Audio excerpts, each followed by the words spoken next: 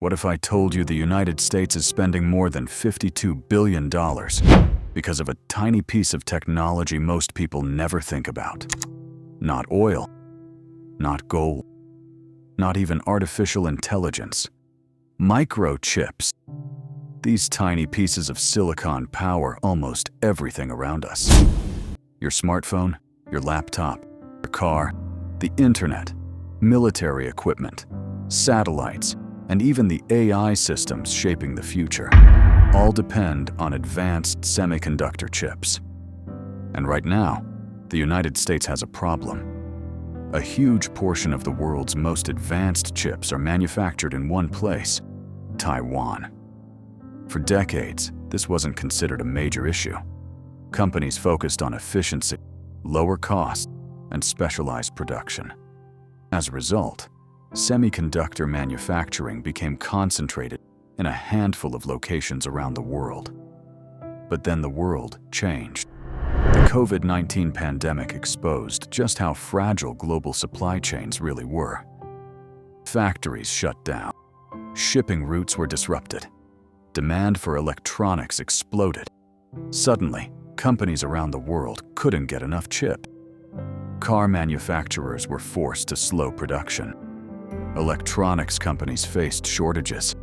Prices increased. Entire industries felt the impact.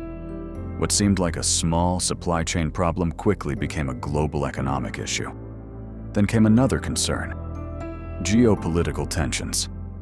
As competition between the United States and China intensified, policymakers began asking a difficult question. What would happen if access to advanced semiconductor production was suddenly disrupted? The answer was alarming. Modern economies depend on chips. Modern militaries depend on chips. Artificial intelligence depends on chips. Without a stable supply of semiconductors, everything from economic growth to national security could be affected. And that's where Taiwan enters the story. Taiwan is home to the world's most important semiconductor manufacturer. Its factories produce many of the advanced chips used by the biggest technology companies on Earth. From smartphones to cloud computing systems, some of the most powerful technologies in the world rely on chips produced there. This concentration creates efficiency, but it also creates risk. Imagine if a single region produced most of the world's oil, or if one country controlled nearly all aircraft manufacturing. The world would become extremely dependent on that location. That's essentially the situation with advanced semiconductors. For years, many experts warned that relying too heavily on overseas chip production could eventually become a strategic weakness. Then the shortages arrived, and those warnings suddenly became much harder to ignore. The United States realized that rebuilding domestic semiconductor manufacturing wasn't just an economic issue. It was a national security issue, a technology issue, and a competitiveness issue. That's why lawmakers approved one of the largest industrial investments in modern American history.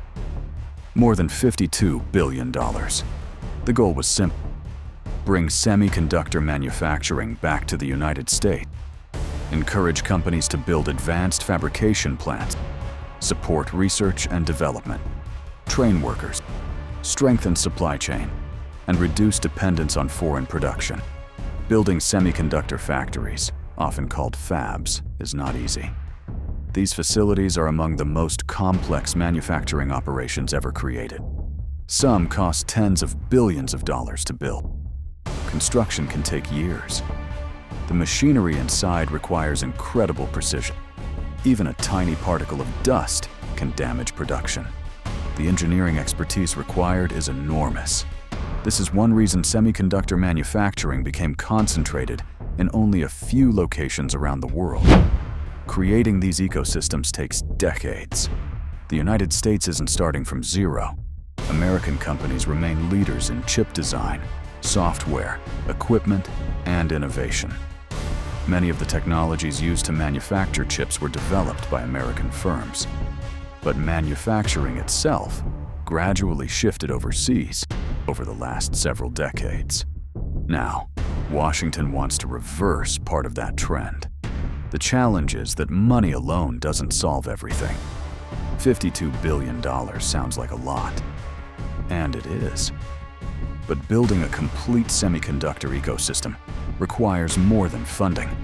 It requires skilled workers, infrastructure, reliable suppliers, universities, research institutions, and years of experience. That's why some experts believe the real challenge isn't building factories. It's building the workforce and industrial ecosystem needed to support them. At the same time, other countries are pursuing similar strategies. China is investing heavily in semiconductor development. Europe is expanding support for domestic chip production. Japan is strengthening partnerships with global manufacturers. South Korea continues to be a major semiconductor powerhouse. In other words, the semiconductor race is becoming increasingly global. And the stakes are enormous, because whoever leads semiconductor technology could gain significant advantages in artificial intelligence. Can the United States rebuild a world-class semiconductor manufacturing ecosystem? The answer could shape the future of technology for decades to come.